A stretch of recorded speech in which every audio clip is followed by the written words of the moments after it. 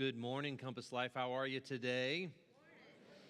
If you're watching online, we just want to welcome you to our fellowship and being a part of our church family today. How many of you, your favorite holiday, your favorite celebration is Christmas? How many of you are Scrooges if you didn't raise your hand the first time? I love Christmas. Christmas is my favorite time of the year.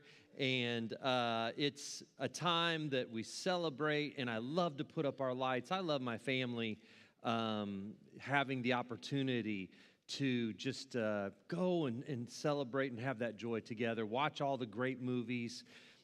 This doesn't happen very often, but one of the things that happened this week was we decided to, like I said, we don't do this very often, but we took our kids to Olive Garden. Now, the problem with going to a place like that is that there is, you don't want to spend, thank you. I'd like to welcome Vanna White to the stage.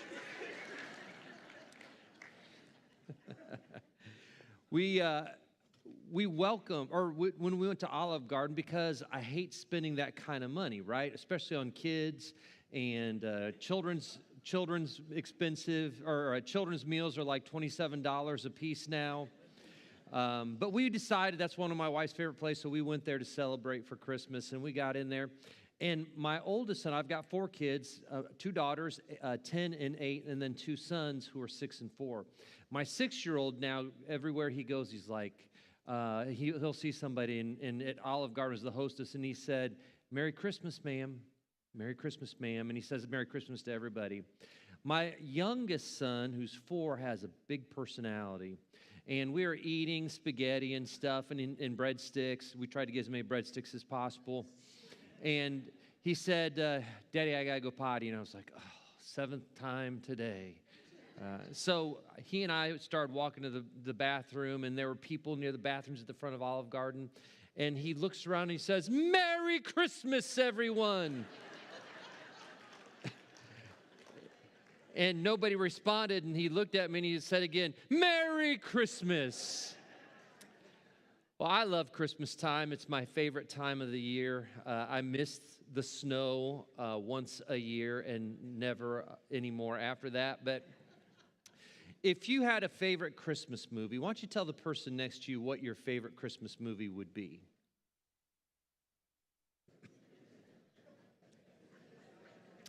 Now, let's be honest. How many of you said Die Hard? Some of you are like, that's not a Christmas movie. Die Hard is. My favorite, I tell you this all the time. I have 2 favorite movies, Indiana Jones and the Last Crusade, and then It's a Wonderful Life. I love It's Wonderful. My wife hates that movie. I cry every year. Did you know that when It's a Wonderful Life came out in 1946, director Frank Capra was a legendary director at that time. He found the script.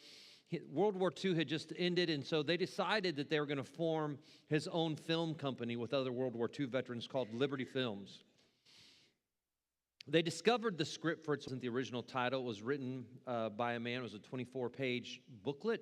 He took it, he bought the rights, and he said, "This is going to be a sentimental smash at the box offices. People are coming home for Christmas and from the war, and this is going to be great." And so he put everything he had into It's a Wonderful Life. And it was a terrible, terrible flop at the box office. It only won one award, and that was for the snow scene where the snow was falling. They lost $500,000 at the box offices, which in today's money would be $8 million.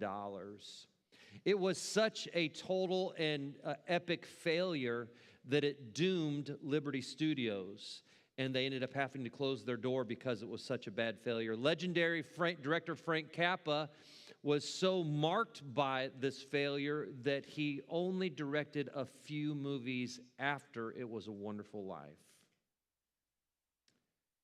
That's what happened until 1974.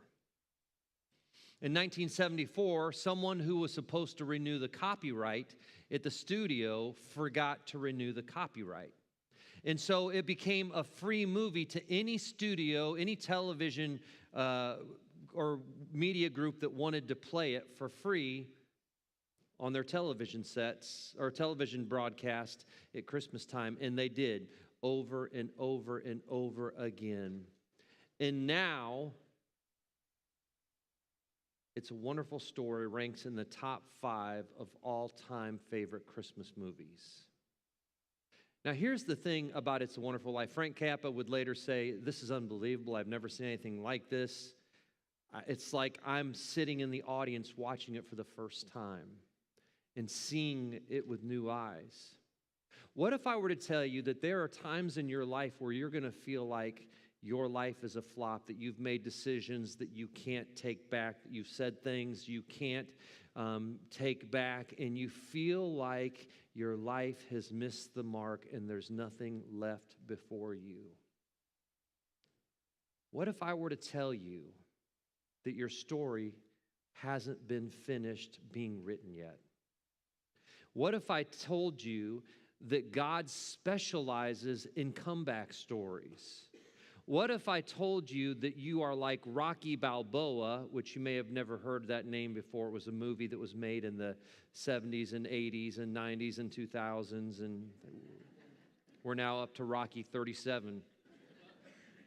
But what if I were to tell you that when you get knocked down to the mat and you feel like you're about to be counted out, that somewhere inside of you, because of someone who believes in you and created you for a special moment, is about to raise you up from the mat and do something amazing in your life?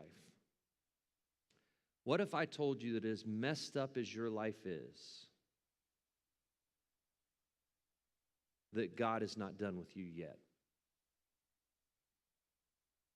Another famous Christmas movie is called Christmas Carol, based on the novel, the novella of Charles Dickens, who wrote in 1844. It was written he wanted to get the word out that we needed to begin looking at those around us and noticing the unseen, noticing those who are suffering, noticing those who didn't have much, children who were forced into child labor. He said, this isn't right, and we need to get this feeling of compassion back in our culture. And so instead of writing a political pamphlet, which he intended to do, he ended up writing a Christmas carol about a man who had focused only on money and industry and the almighty, what's a British money called again?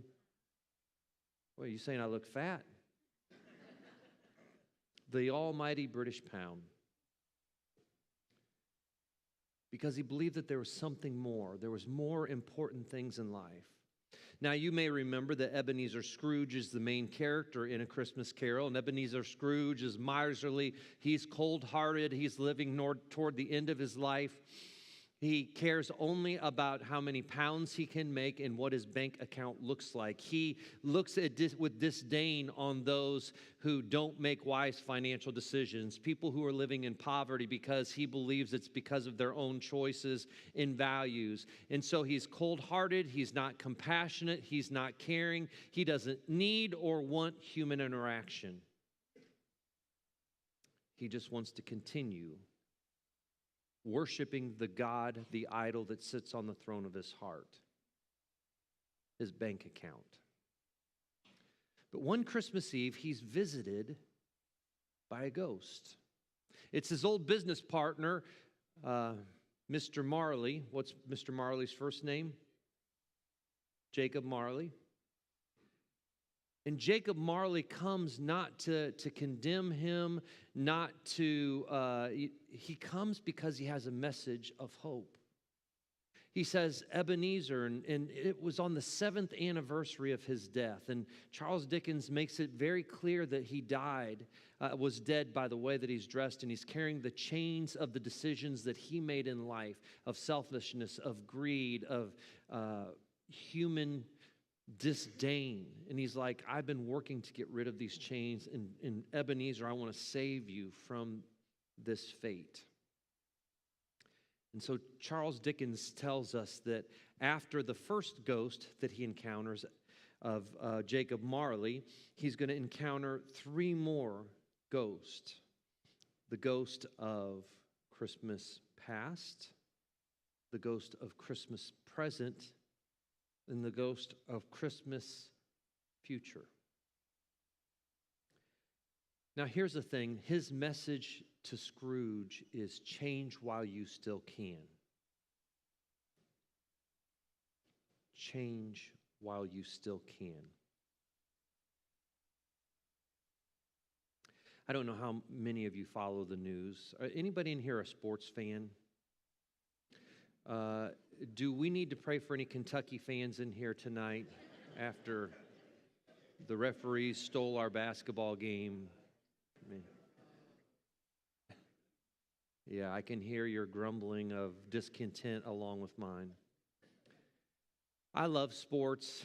I am ignited by Notre Dame. My favorite all-time team is the Indiana Hoosier basketball team, and then Notre Dame football, and then Indiana football.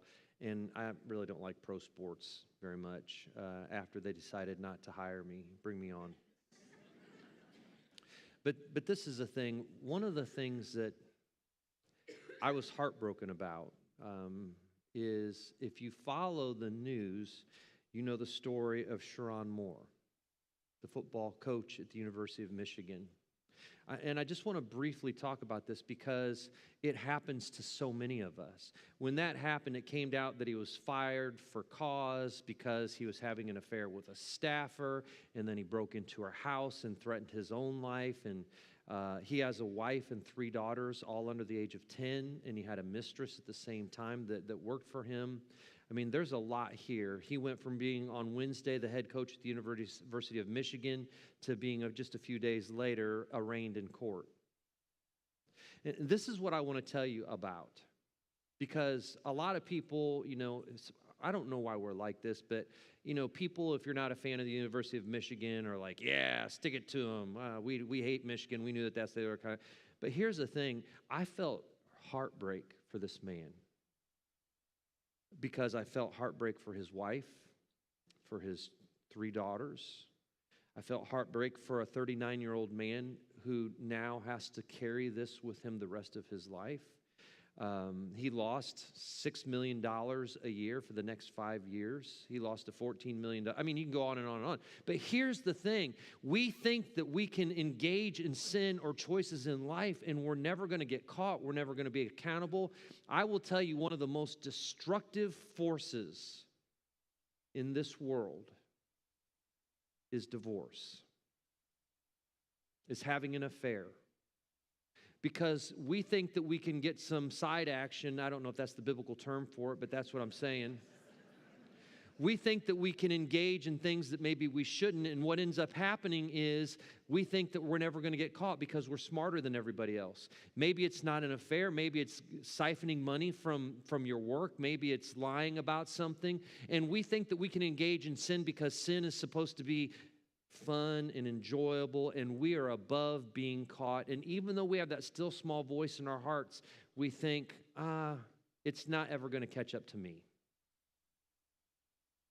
But here's the thing I'll tell you about sin. Sin will take you farther than you want to go. It'll keep you longer than you want to stay, and it'll cost you more than you want to pay. And just like Jacob Marley saying to Scrooge, change now while you can. Repent now, Jesus says, and turn back to the Lord while you can. You may think that you are untouchable. You may think that it's not going to catch up to you or no one's ever going to find out about it. But now is the time to stop. Stop right now. If you're having an affair, get out of it. If you're thinking about walking out on your spouse and kids, stop. Get help. Get marriage counseling. If you are embezzling money, stop. If you're lying, stop. If you are dealing with pride issues, stop. Now is the time. Now is the moment. This is your warning. Get your life right with Jesus. You can't change what you've done, but you can find healing from that hurt and that disaster, and you can find completeness in Jesus Christ. There is hope for you. You're not too far gone. It's not too late. Turn to the person next to you and just say, "You are a mess."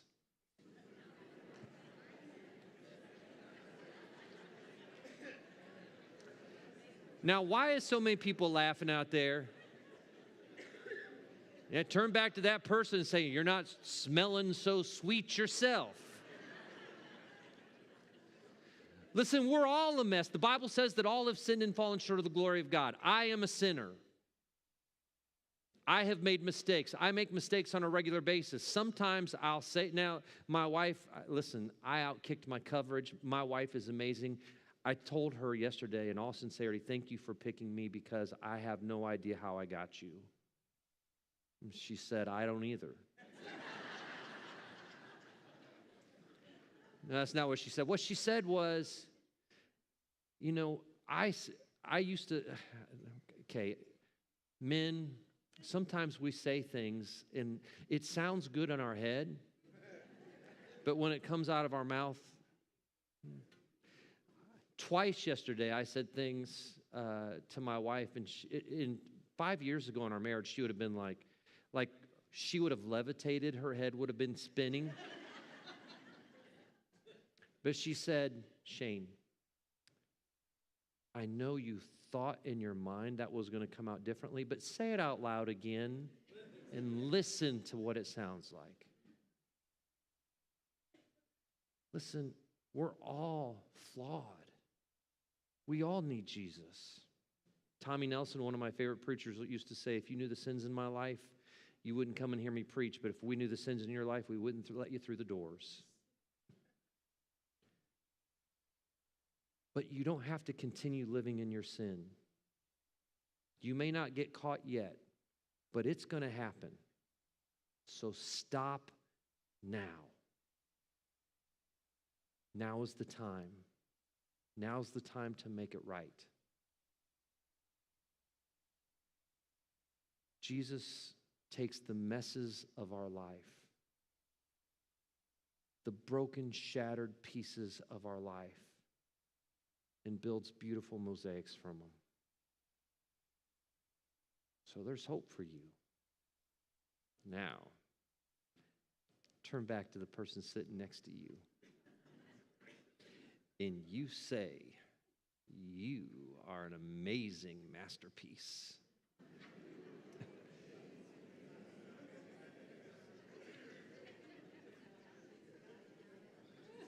Now, ladies, turn back to your husband and say this: I should have listened to my mama.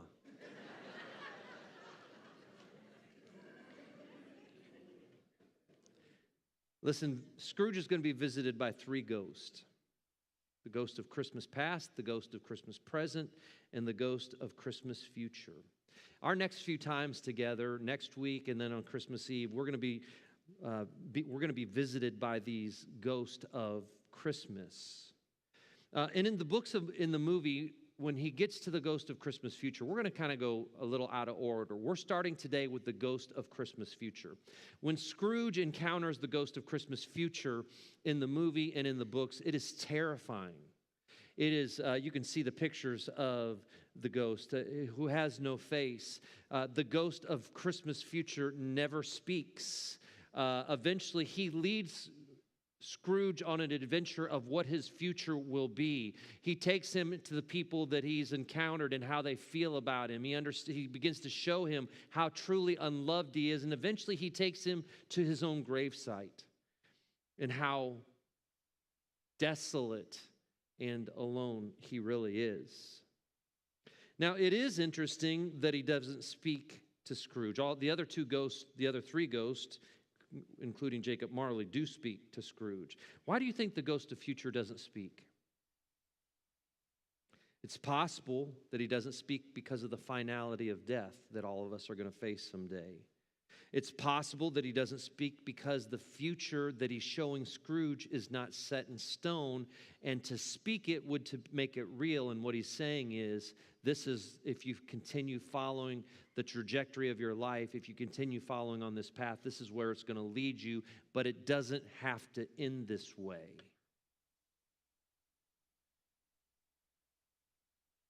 Ultimately, he shows Scrooge his funeral. And Scrooge discovers that no one truly loved him. He shows him that the people who attend his funeral came because they are promised a free meal. Some came to steal his possessions or to sell his possessions to make money. But no one came because they loved him or cared about him or missed him. Interestingly enough, the Ghost of Christmas Future that we're going to be visited by today is one who does speak. He speaks of hope. His name is Isaiah. He cries into the darkness that someday the light of hope will once again shine. He's going to foretell of a time of hope. Isaiah is writing in a very, very dark time in the history of the Hebrew people. The year that he writes chapter 9, chapter 8 is sometime between the years of 734 BC and 732 BC, almost 2,700 years ago. Now, in order to understand what the Ghost of Christmas Future is the part he's playing in our drama today. But in order to understand Isaiah chapter 9 and what he's going to write, you have to understand what's going on in chapter 8. Judah, remember, you had the nation of Israel, the kingdom of Israel. After Solomon, King David's son, dies. There is a civil war. The general that was leading the armies of Solomon breaks away, and the son of Solomon, who is a tyrant and a terrible leader, they get into a battle. 10 of the tribes of Israel stay part of the nation, the northern part that's called Israel. The other 2 tribes become known as the kingdom of Judah, which is the tribes of Benjamin and, you know what I'm talking about. Judah and Benjamin.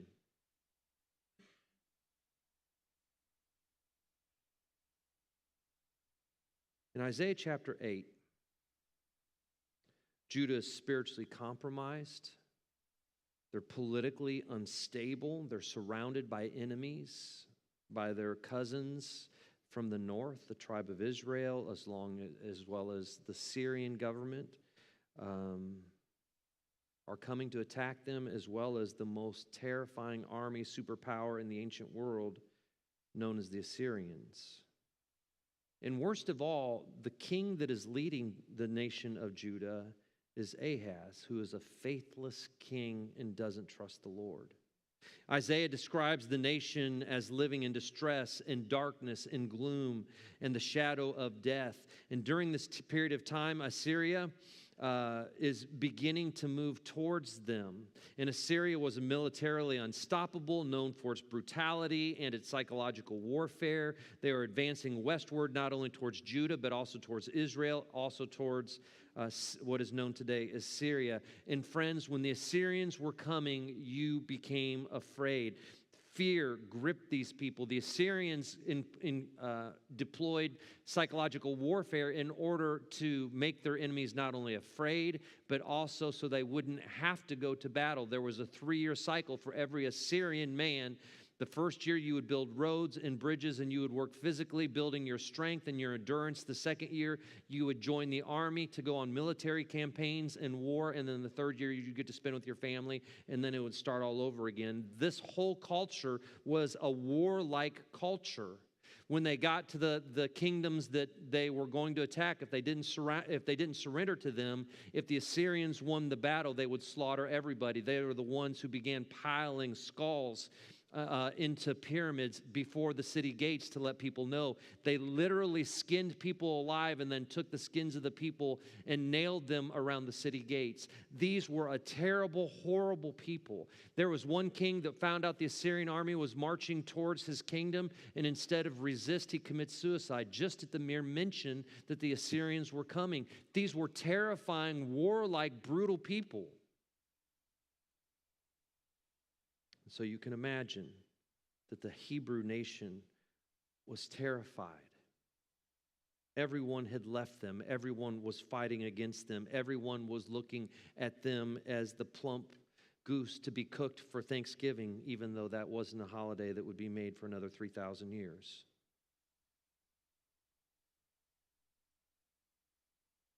In fact, what will happen to the nation of Israel is they will become allies with Syria to fight the Assyrians, and they are conquered and they are decimated, and the Assyrians take the leftover people from the northern kingdom of Israel and they sprinkle them throughout their kingdom, and that's why we have the lost 10 tribes of Israel.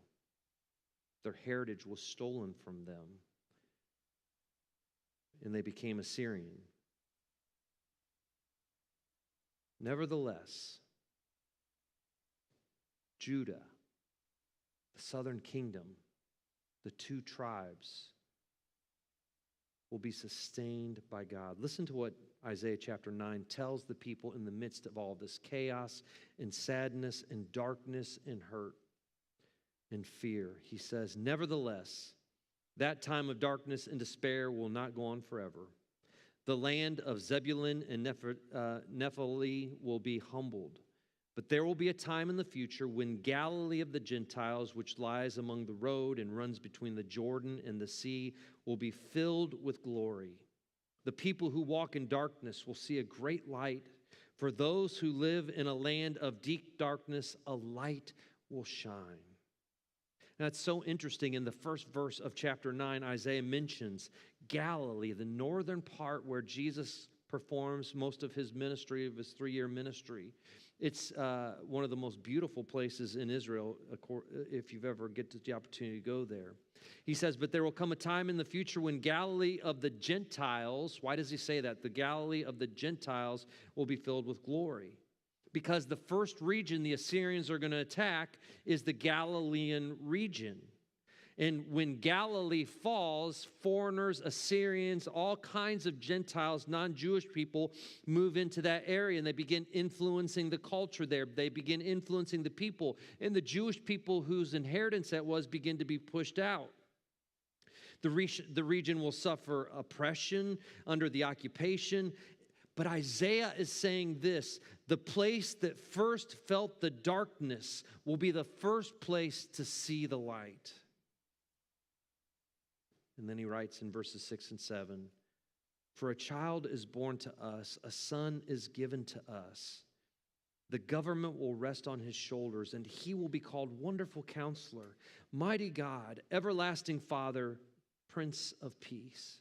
His government and its peace will never end. He will rule with fairness and justice from the throne of his ancestor David for all eternity. The passionate commitment of the Lord of heaven's army will make this happen.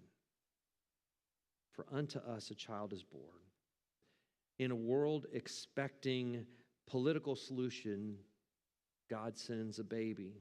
Not a warrior, not a king on a horse, not a military alliance, but a vulnerable baby to be held in the arms of a teenage mother, a first-time mother, to take care of this child. Now, our Ghost of Christmas future foreshadows our future. Hope is on the way. A light is coming. Don't miss it. A child has been given.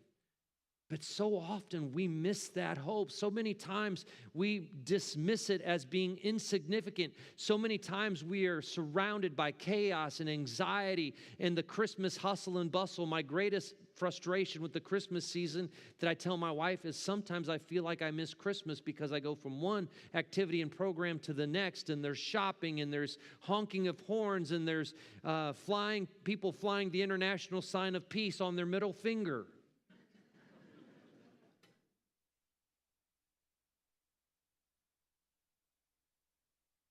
But in the midst of it, in the chaos, do you miss this child that has come to bring hope and life and light and transformation and change and redemption, and to offer you a new chapter in your story, and a story of you emerging from the darkness to find the light.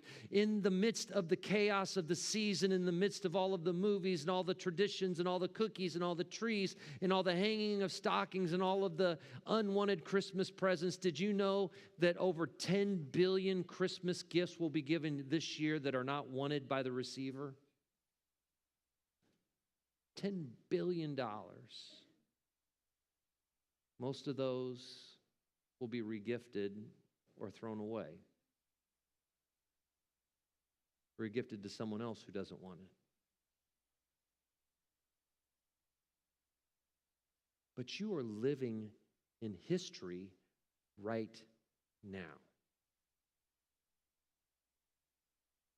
When Abraham Lincoln debated Stephen Douglas in the 1859, I think, in southern Illinois, it was less than 10 miles from where my families had lived for generations. Can you imagine if they had gone to that debate? Some of you lived in 1963. I mean, probably only 5 of you were alive then. But do you remember the Cuban Missile Crisis? Do you remember when Kennedy was shot? Do you remember when Reagan was shot? Do you remember when the Challenger exploded? Do you remember when the Twin Towers were knocked down by planes? But what if there is history being made right now in your life? A decision, a message that will change your life forever. One of my favorite stories is a story of 2 farmers who were leaning on a fence post in Kentucky. I think it was Kentucky. They're watching the sun go down, and one farmer looked at the other and said, "Anything important happened today?" And the other farmer said, "No, not that I know of." "Well, I did hear Mrs. Lincoln had a baby, but nothing ever exciting or important happens around here." I wonder at the young people sitting in this room. You see the young people in this room? Look at them. They're like, "Why are you looking at me?" What kind of potential is in the life of that young person? What kind of things are they going to do or say? Some of them may be preachers or teachers or presidents of the United States, or work on Main Street or Wall Street or in the marketplace. They may be inventors or actors or public speakers. Who knows what they'll accomplish? They may raise faithful family members who will love Jesus, and generations will be changed because of the way that they raise their kids. They have a story that's being written about them right now. And you get to play a part in that by praying for them. You get to play a part of that by encouraging them and pointing out the greatness that you see in them. Did you know words hurt? What you say matters. Some of the things that have been said to you 60 or 70 years ago still hurt when you think about them today. So let's be purveyors of hope and kindness and encouragement. We all have that person in our family that says negative things all the time, don't we? Can you think of them right now? If you can't think of them, be careful, because you know who it might be.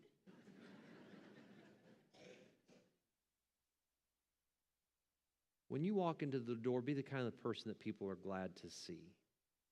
Not because of your personality or your astounding good looks, although everyone in here, I must say, is very attractive. But because of your kindness, because you live out the faith of Jesus Christ wherever you go. And people need that hope, friends. Now, Isaiah gives 4 royal titles that describe the future under Christ's reign. Wonderful Counselor. This child that comes will have guidance rooted in God's own mind. Mighty God, not a human God with divine favor, but a divine King wrapped in human flesh. Everlasting Father. Father like compassion, provision, protection, and permanence. Jesus brings a kingdom that will endure forever.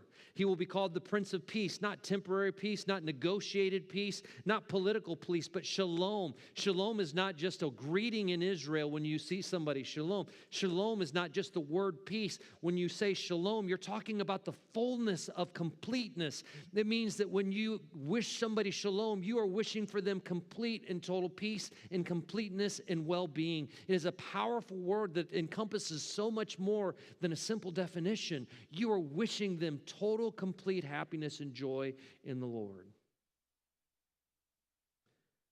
Now, Isaiah spoke these words roughly 730 years before Jesus was born, at a moment when Judah's future looked anything but hopeful.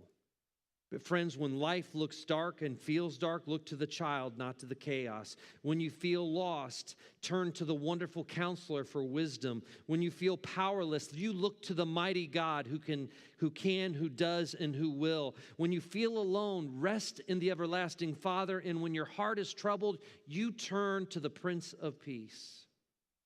Because like Scrooge, we are shown the future so that we can choose differently. Isaiah's picture is not one of graves and regret, but of a child who reigns, a kingdom that grows, a peace that never ends, and a Savior who holds your tomorrow in the palm of his hands. Charles Dickens' ghost of Christmas future points to dread, but Isaiah, the ghost of the Christmas future, points to the hope found in a stable in the little town of Bethlehem. You know, this is a famous story, but this is the power of Christ. When World War I took place, it was the first war that engaged people from all over the world, armies from all over the world. Thousands of people were dying daily in trench warfare just to gain a few inches or a few feet one way or another. It was cold, it was brutal. The trenches were filled with water. That's where we got trench foot, that term. It was people going from the United States to places that they didn't even hardly ever hear of in Europe. It's a place where armies fought brother against brother, Christian against Christian. In December 1914, the world was at war. Then on Christmas Eve, the unthinkable happened. In the midst of the night, English soldiers in their trench began to hear in German the tune to the song Silent Night. And they began to light candles and put up Christmas trees. And first the British thought maybe it was a ruse, but they quickly discovered it wasn't. And so as the German voices raised into the night, into the cold, dark, damp night, the English voices joined them. And they sang Silent Night together. Slowly, hesitantly, that night the guns went silent. Men climbed out of the trenches. They met in the middle. They shook hands. They shared food. They showed pictures one to another of their families. And they buried their dead together. For one night, the war was stopped, not because of a treaty that was signed, not because politicians agreed, not because armies laid down their weapons, but because Christmas had come, because the birth of a child interrupted the darkness. The next night, the next morning, the war resumed, the trenches filled, the guns roared, but every soldier who lived through that night felt the same thing.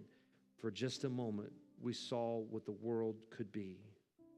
That's what Isaiah is doing. He's writing in a time of darkness. He's saying the ghost of Christmas future is a future filled with hope and light. Isaiah shows a throne in a drowning world of darkness. God reveals a light. Hope is coming, friends. Rest in His future. Give your anxieties to Him. Turn away from your sin and turn back to God. And I say that because all of us need to do that. You know, as Paul would say, who the biggest sinner in the room is? Go ahead and look at him right now. No. You're looking at me. Right? I am a sinner saved by grace. I'm in need of grace. My marriage works only because we both are Christ followers and share that grace. My being a parent to children only works because of the grace of Jesus Christ, because I would never mention this publicly to a group of people, but my kids are not perfect. You're messed up. You've got flaws. But so do we all. Jesus is the only answer to your family problems, to your marriage, to your anxiety, to your depression, to your sickness, to your sadness. Turn to Him today. Rest in Him. You may be facing a future of uncertainty and feel the darkness closing in around you this Christmas Eve, this Christmas season, but I want you to know that Jesus is with you. The most common, the most frequent promise in the Bible is this: I am with you, and God is with you today. Let's pray. Lord, I just thank you so much for your grace, the way that you love us. I just pray right now that you would bring healing to us. Help us to live for you, God. Help us to stop in our messes. Help us to look at our sin and say, God, I'm not going to allow it to control me anymore. This addiction, pornography, lust, pride, anger, greed, whatever it is we struggle with. God, would you just heal us of that? Help us to turn away, as painful as it is, before it's too late, before there are consequences in our life that can't be undone. Jesus, we know that you will always forgive us, but we know that consequences to our actions follow us. And so thank you for your grace. Help us to live well. Help us to follow you well. And Jesus, help us to be lights into this dark world. It's in your name we pray. Amen. Friends, if you need to make a decision today, we got folks up here that would love to talk with you. If you need prayer, listen, especially during the holidays, we need prayer. We want to pray for each other. That's what a church family does. You can do that up here as well following the service. Let's stand as we get ready to close out today.